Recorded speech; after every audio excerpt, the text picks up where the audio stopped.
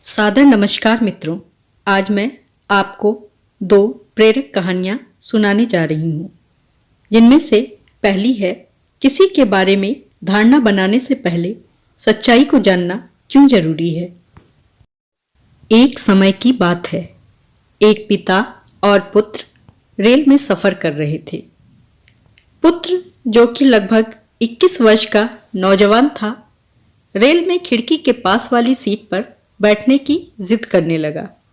क्योंकि पिता खिड़की के पास वाली सीट पर बैठे थे, पिता ने खुशी खुशी अपनी सीट बदलकर बेटे को खिड़की के पास वाली सीट पर बैठा दिया और खुद उसके बगल में बैठ गए। रेल में अगल बगल और भी बहुत सारे मुसाफिर यात्रा कर रहे थे।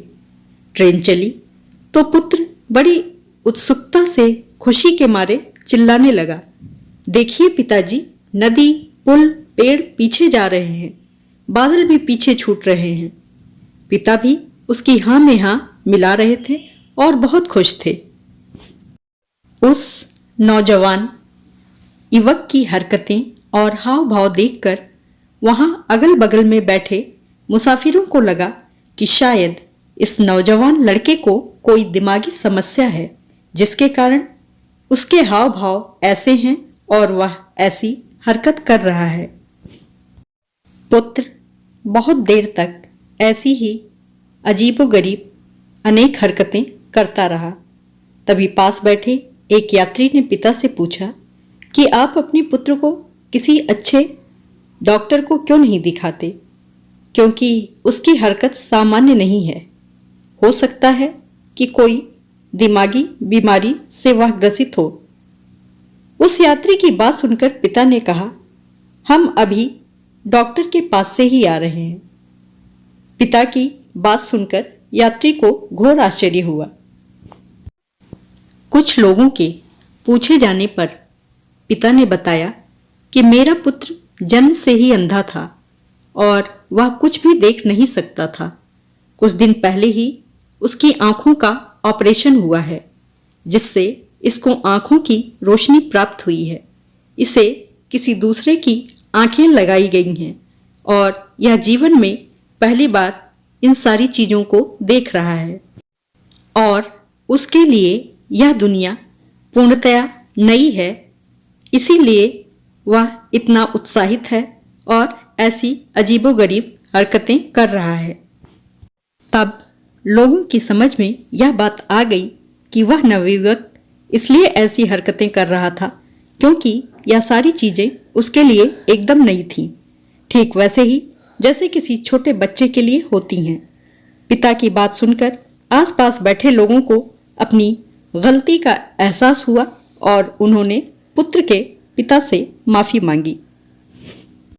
मित्रों, जीवन में कई बार हम बिना सच्चाई जाने ही कुछ लोगों के बारे में अपनी एक राय बना लेते हैं, क्योंकि हम उसके बारे में वही सोचते हैं जो हमें दिखाई देता है।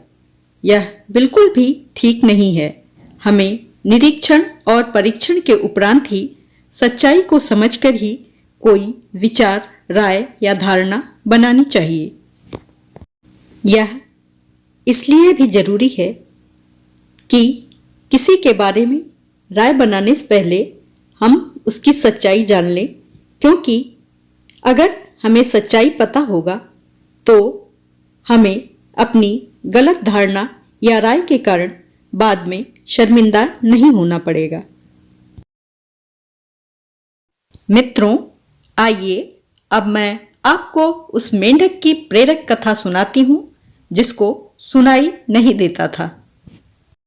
एक गांव में एक तालाब था जिसमें बहुत सारे मेंढक रहते थे। उस तालाब के ठीक बीचों बीच गहरे पानी में एक बड़ा सा लोहे का खंभा वहां के राजा ने गड़वाया हुआ था। एक दिन तालाब के मेंढकों ने निश्चय किया कि क्यों ना इस खंभे पर चढ़ने के लिए दौड़ लगाई जाए। जो भी इस खंभे पर चढ़ जाएगा उसको प्रतियोगिता का विजेता माना जाएगा। दौड़ के लिए प्रतियोगिता का दिन निश्चित किया गया। कुछ दिनों बाद दौड़ का दिन आ गया। प्रतियोगिता में भाग लेने के लिए वहां कई मेंढक एकत्रित हुए। पास के तालाब से भी कई मेंढक रेस में हिस्सा लेने के लिए पहुंचे और प्रतियोगिता को देखने के लिए भी बहुत सारे मेंढक वहां एकत्रित हुए। दौड़ की प्रतियोगिता का आरंभ हुआ। चारों ओर शोर ही शोर था। सब उस लोहे के बड़े खंभे को देखकर कहने लगे, अरे इस पर चढ़ना नामुमकिन है, इसे तो कोई भी नहीं कर पाएगा, इस खंभे पर तो चढ़ा ही नहीं जा सकता। सभी कह रहे थे कि कोई भी इस दौड़ को नहीं जीत पाएगा और ऐसा हो भी रहा था।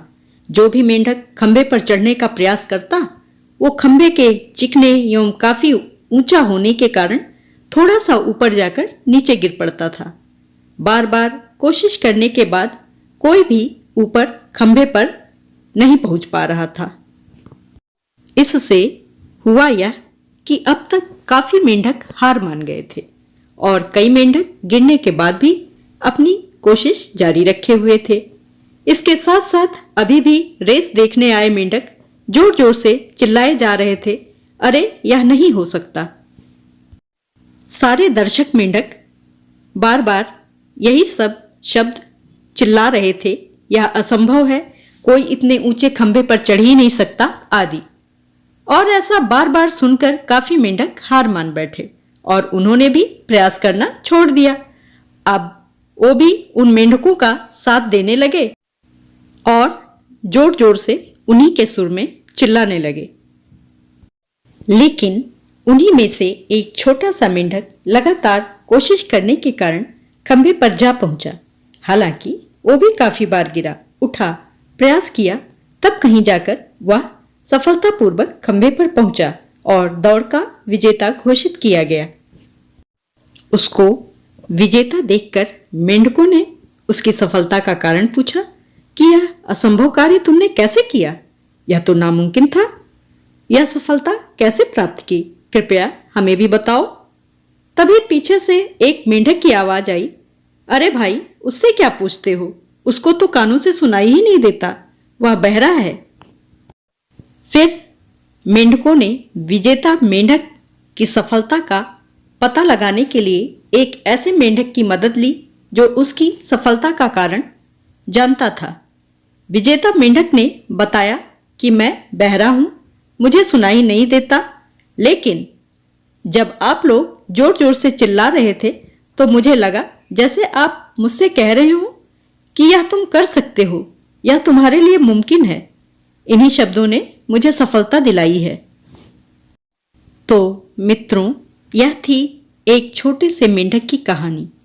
लेकिन यह कहानी काफी कुछ हमारी जिंदगी से भी मिलती जुलती है, क्योंकि हम बाहरी दुनिया की सुनते हैं जो हमसे हमेशा कहती है तुम यह नहीं कर सकते, सफल नहीं हो सकते, तुम्हारे बस की बात नहीं है, आदि आदि।